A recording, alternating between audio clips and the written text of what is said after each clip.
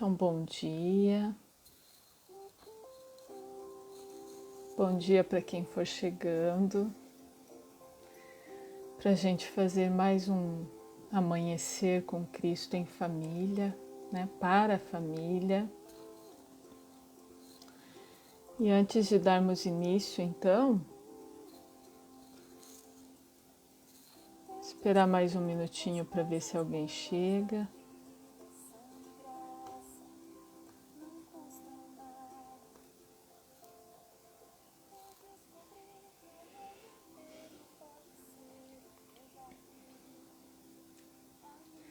Antes de darmos início, então, ao nosso pensamento da manhã, nossa reflexão, né? Para a família, para nós mesmos, para o nosso lar. Eu vou convidar todos para a oração da manhã, então. Para quem está chegando, se puder dizer se está ouvindo bem, se está tudo certo com a imagem, eu agradeço. Deixa o nome também para a gente ir se comunicando e para a gente ir trocando ideias, né? Essa é a ideia desse trabalho, é a gente trocar as nossas experiências, para sairmos daqui muito melhor do que quando chegamos, né? Então convido a todos a nossa oração inicial, então, desse trabalho. Então vamos agradecer, né, essa oportunidade de estarmos aqui reunidos em nome de Jesus, para refletirmos um pouco mais sobre esse amor em família, sobre as nossas vidas e como temos conduzido o nosso futuro, vendo que as crianças são esse futuro para a humanidade, para o nosso planeta. Então vamos pedir justamente às famílias de modo geral, a cada um que se encontra num lar, em suas necessidades, na necessidade do perdão, do amor, de praticarmos a união, de ter essa oportunidade de fraternidade. Que Deus nos dê coragem, forças para melhorar a nós mesmos diante daqueles que estão conosco e que nos mostram naquilo que devemos melhorar. Que Deus abençoe a cada família deste planeta, a todos que passam por dores e necessidades, e que possamos juntos entender um pouco mais sobre esse amor e assim evoluirmos na senda terrena. Que Deus nos abençoe, nos ampare hoje e sempre, que assim seja. Então, pessoal, para o dia de hoje nós temos como texto do livro Deus Confia nos Pais, de Lúcia Moisés, e o texto é Recado da Criança que irá nascer. E já de início, então, a Lúcia nos traz no texto o seguinte: para uma mulher, sonhar com o filho que ainda vai nascer é uma das experiências mais recorrentes. São dias especiais os seus. Então, dela fala da mudança do corpo, né, da mulher imaginando aquele ser que cresce dentro de si. E por mais esforço que se faça, começam aquelas expectativas, né, de como que vai ser a carinha, qual que é o sexo da criança, será que é menino, menina? Então a gente vai tentando de alguma forma imaginar aquele ser que cresce dentro de nós, né? Então ela vai falando desse pensamento, né? De como é natural ver os sentimentos e as experiências vividas durante horas de vigília. Então ela sonha acordada, né? Dormindo, acordada, mas está sempre sonhando com aquela criança. A partir do momento que a mulher se vê gestante, acredito que ela não faça outra coisa, né, a não ser ficar imaginando aquele ser que está ali crescendo dentro dela, que por mais que a medicina explique em detalhes para nós, né, toda a concepção, todo esse crescimento dia a dia, mês a mês, semana a semana, ainda assim para nós é muito inimaginável, né, porque é tão divino esse processo que é muito grandioso. Para nossa mente ainda é muito, muito grande esse processo, né? Não cabe tantos detalhes numa grandiosidade dessa. Mas ela continua.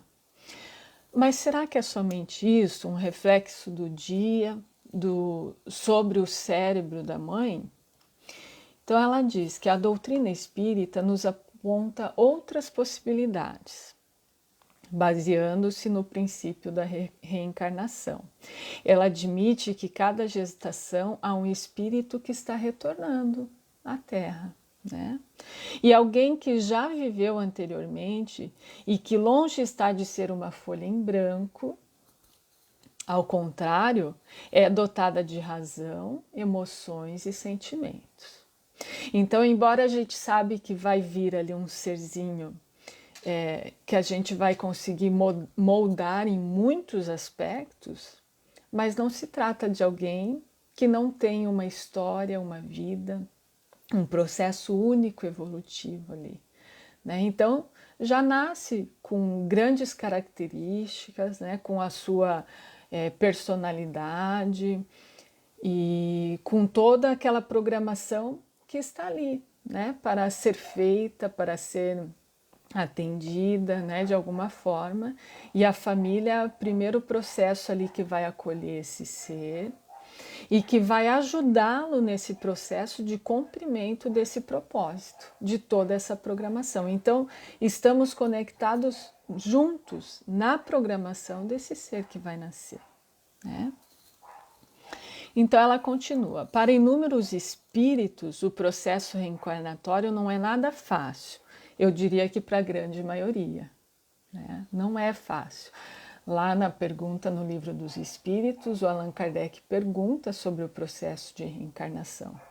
E os espíritos vão nos dizer que é muito mais complicado até do que o desencarne, porque o reencarnar é como se a gente fosse pegar o espírito, que é um pássaro livre, e colocar numa gaiola, né, para moldar aquele espírito que está ali, justamente para não ter tanta amplidão naquilo que se vai fazer, né, nos seus atos, nos seus pensamentos.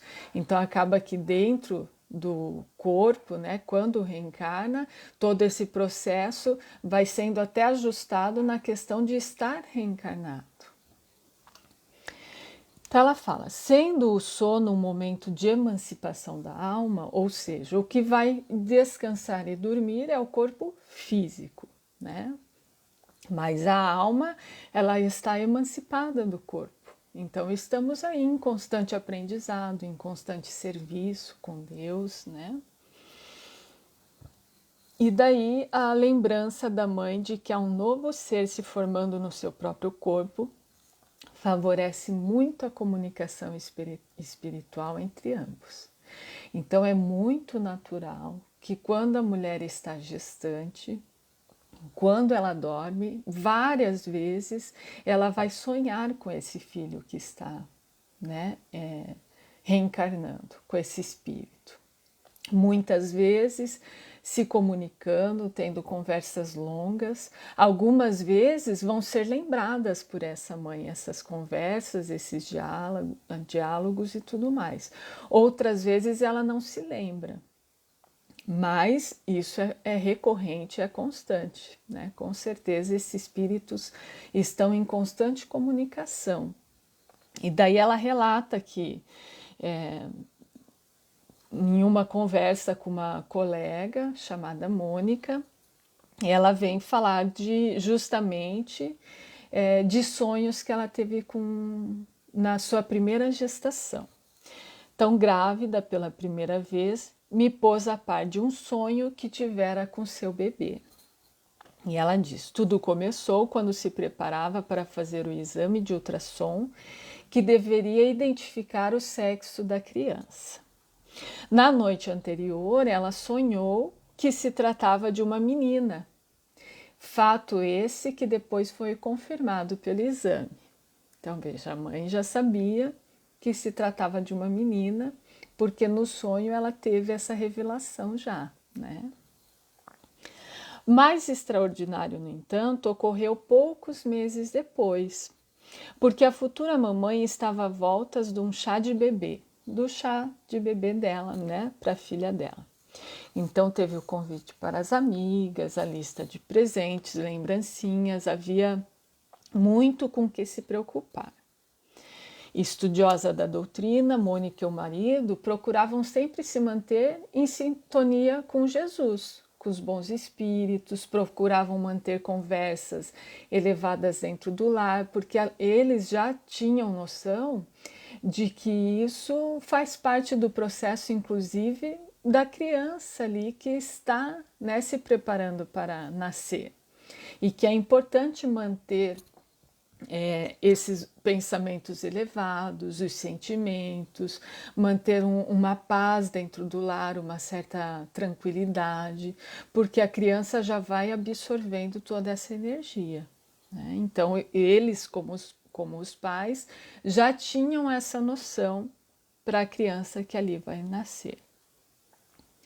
Mas certa noite, ela teve um sonho muito claro e impactante. Via uma garotinha que pressentia ser a sua, usando um tipo de linguagem não articulada, como se fosse uma mensagem telepática, ou seja, aquela comunicação através dos pensamentos, né, entre mãe e filha. Ela dizia da sua satisfação em receber o carinho de pessoas amigas lá no chá de bebê. Então ela estava confortável com isso, né? Se sentindo querida, amada, porque sabia que aquelas pessoas que estavam ali já aguardavam com muito carinho, com muito amor. No entanto, fazia um veemente apelo à mãe, que pedisse aos convidados que destinassem aquela parte daqueles presentes para as crianças carentes, revelando a sua preocupação com os que não têm o mínimo sequer ao nascer. Então veja, o pedido daquele espírito que ainda estava se preparando para reencarnar era de que tudo aquilo que as pessoas levaram ali para presenteá-la fosse dividido com quem não tem nada, né? A grandeza do espírito que ali está nascendo, né? Por sua singeleza e por tudo que revela, esta é uma história que merece a nossa reflexão e merece muita reflexão, né? Era um apelo de uma criança. Acreditando que houve de fato um encontro de almas, me ponho a pensar sobre a grandeza desse espírito, como a gente comentou, né? A grandiosidade desse espírito já que estava reencarnando. Então, nesses tempos em que a valorização das conquistas materiais parece sobrepujar a das morais, o recado do espírito reencarnante é bem claro: sejamos solidários. Pratiquemos a fraternidade e o amor aos nossos semelhantes, entendendo que ele quis dizer que a criança não precisa de tantos bens materiais.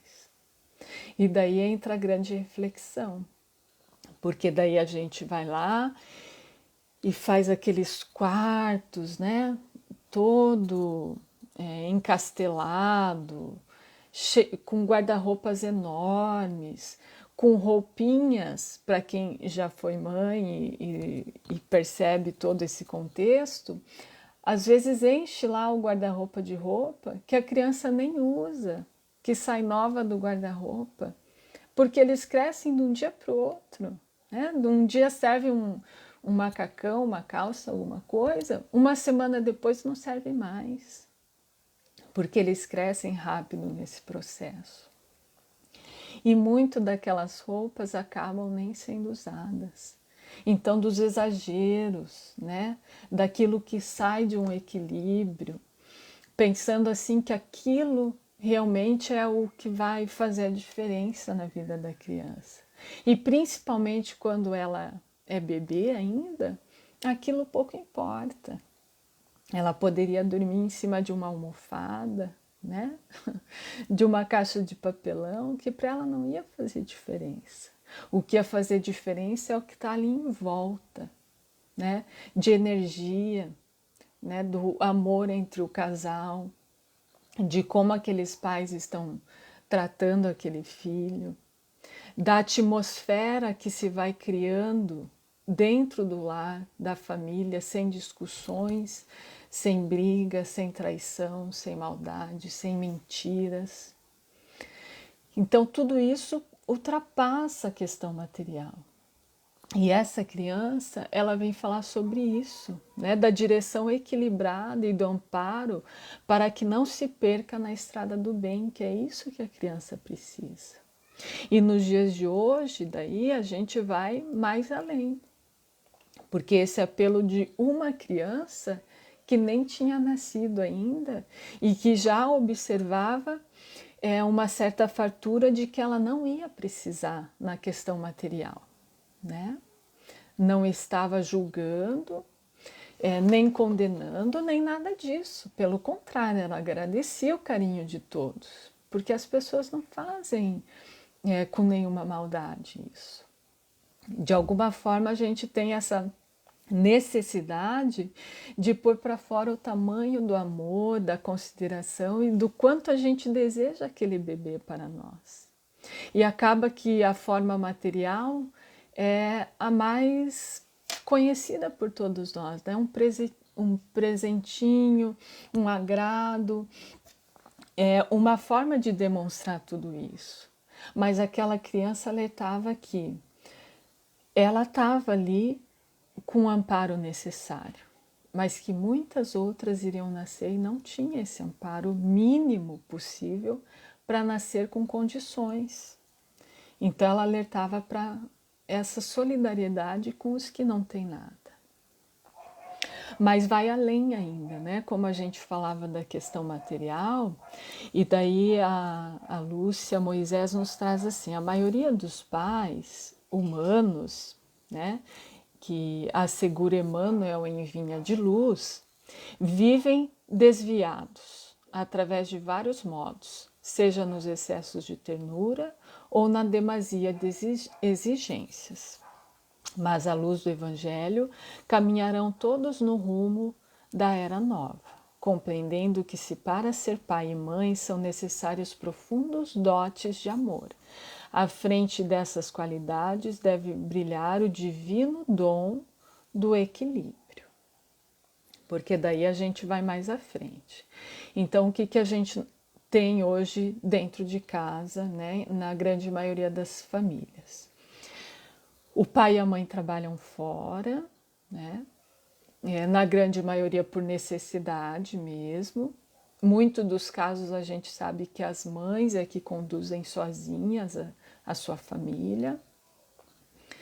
Mas vamos falar daqueles que exageram na questão principalmente material. Então, muitas vezes os pais, para não se doar, né, não se dão aos filhos, então dão coisas aos filhos, né?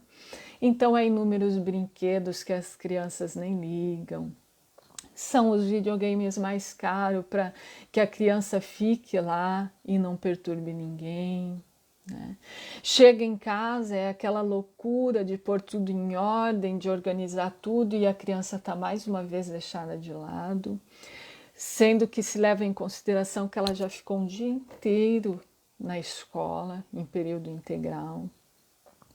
Então não tem contato, né? Você não conhece aquele filho que está ali, você não sabe com quem ele anda, o que está fazendo. A gente vai ter uma percepção mais ou menos do que está acontecendo se formos chamados na escola porque está tendo algum problema. E daí, isso daí já está extrapolando a necessidade da criança que ela tem de estar em contato com esses pais, né? Então, tem uma amiga minha, psicóloga, E ela sempre diz para os pais: chegue em casa e antes de fazer a loucura de casa, tomar banho, comer e não sei o que, lavar louça, senta meia hora com os seus filhos, meia hora, não precisa mais que isso.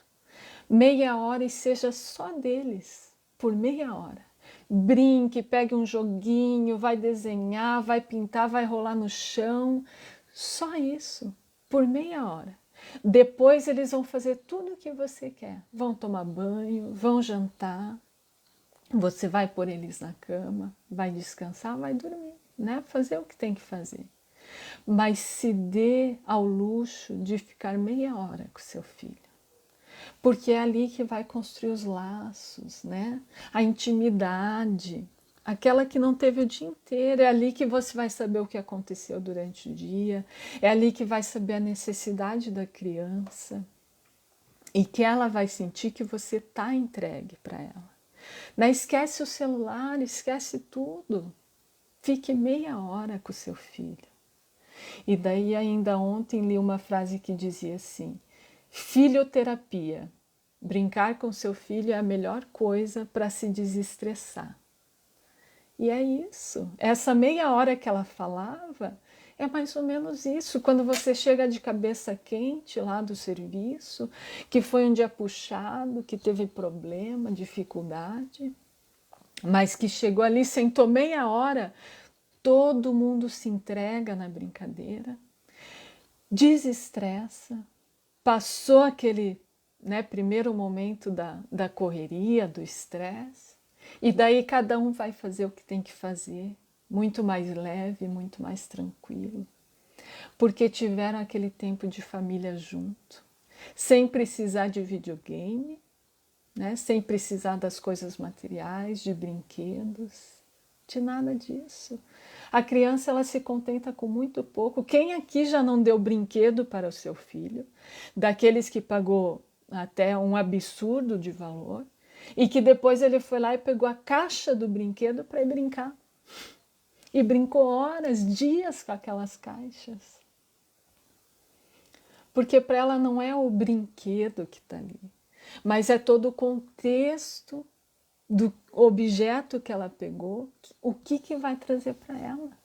E se os pais se envolverem nesse contexto, daí pouco importa se é um papel, um pedaço de papelão, né, um pedaço de madeira, qualquer coisa. Para ela se torna um brinquedo, porque elas são muito simples, elas necessitam da entrega dos pais, não daquilo de material que está em volta dela.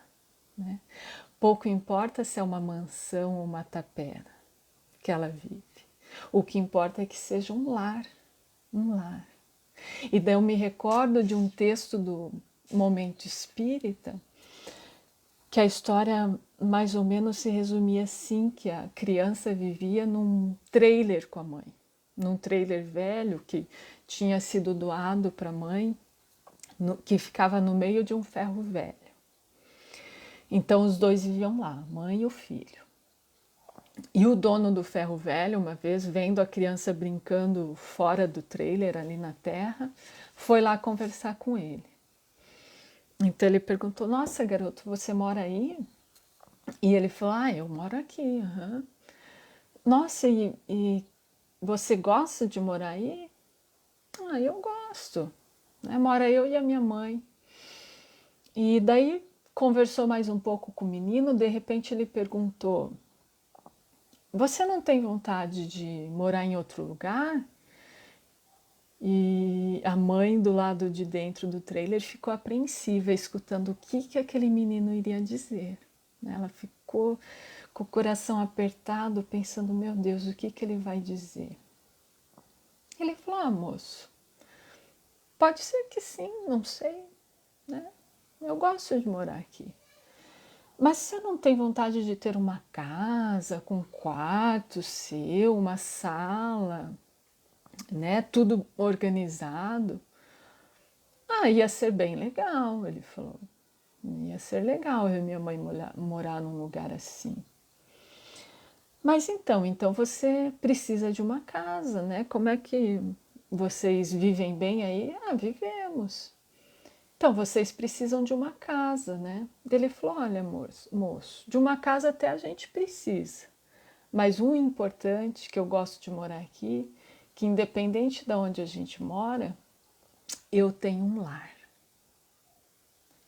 E aquela mãe que ouvia aquilo chorou, né, muito, porque ela percebeu que para aquela criança o que ela passava no dia a dia estava de valor, né? Era todo o amor que ela tinha, independente do lugar que eles moravam.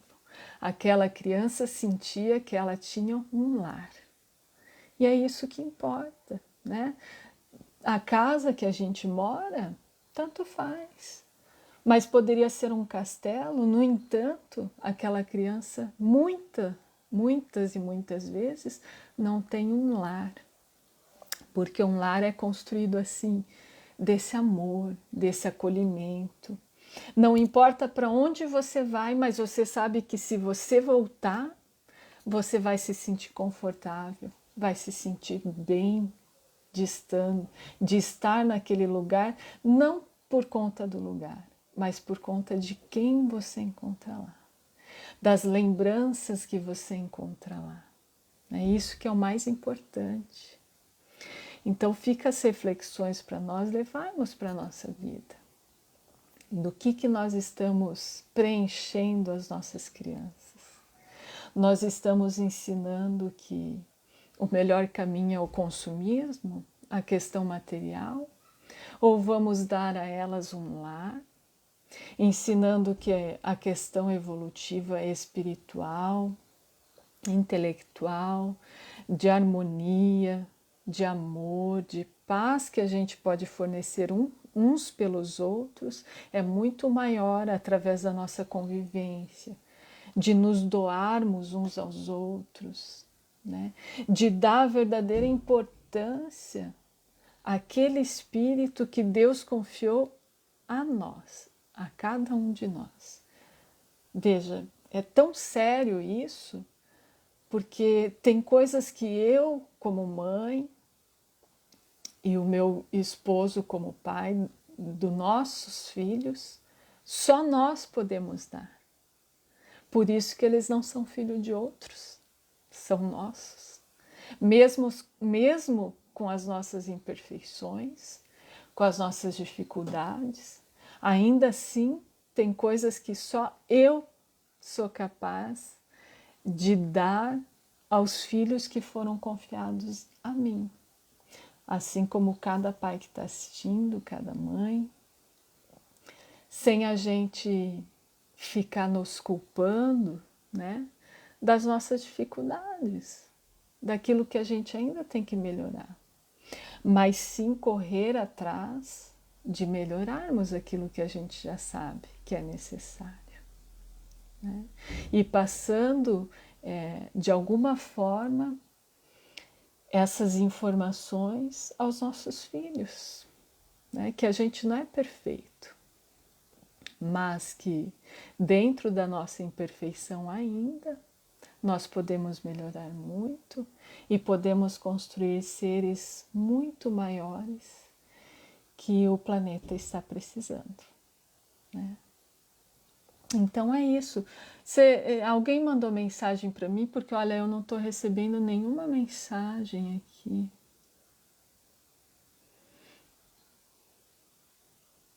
Não sei. Agora eu recebi. Esses momentos, Sheila, esses momentos são os tesouros que as crianças não, que as traças não roem, os tesouros que levaremos para a vida eterna. Exilda, quem tem um lar tem um império, é isso mesmo. A Nelore. Para se pensar, vou dar aí ao meu filho aquele... Opa, que não tive. Exilda, Rosa, Sheila, a Nelore, todos conosco aí, a Dai, o Gustavo, meu esposo, Joel. Compartilhei sua mensagem em vários grupos. Obrigada, Joel. que chegue aos corações mais necessitados, né? A Maria Mafalda sempre estava com a gente lá no SEG, né? Que bom ver vocês. Obrigada, Maria. Então é isso, pessoal. Eu vou encerrando por aqui para a gente fazer a nossa oração final. Espero que a gente reflita. Eu vejo que esse tipo de mensagens são aquelas mensagens que a gente deveria ler todos os dias, né?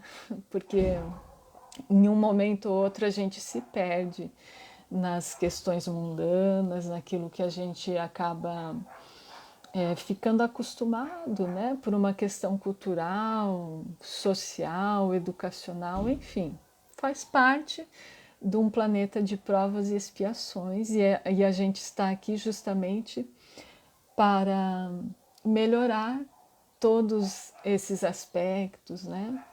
Melhorar todas essas falhas, né? Fazer com que a gente não as cometa mais. E a gente só aprende através da repetição, da repetição, da repetição, e depois de colocar em prática nas nossas vidas, e que a gente vai fazendo devagar, né? Um dia de cada vez, sempre com a ajuda de Deus, de Jesus, de nossos mentores, porque são desafios que a gente tem, né? Eu não diria que é dificuldade, são desafios. Então, vamos para a nossa prece final. Então, eu agradeço a todos que estiveram aqui compartilhando conosco este momento de tanta importância.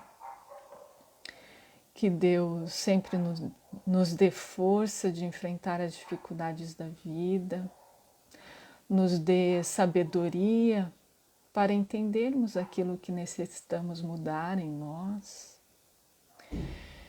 nos dê serenidade diante dos problemas, das dificuldades, das dores, dos processos que naturalmente nos levam à evolução.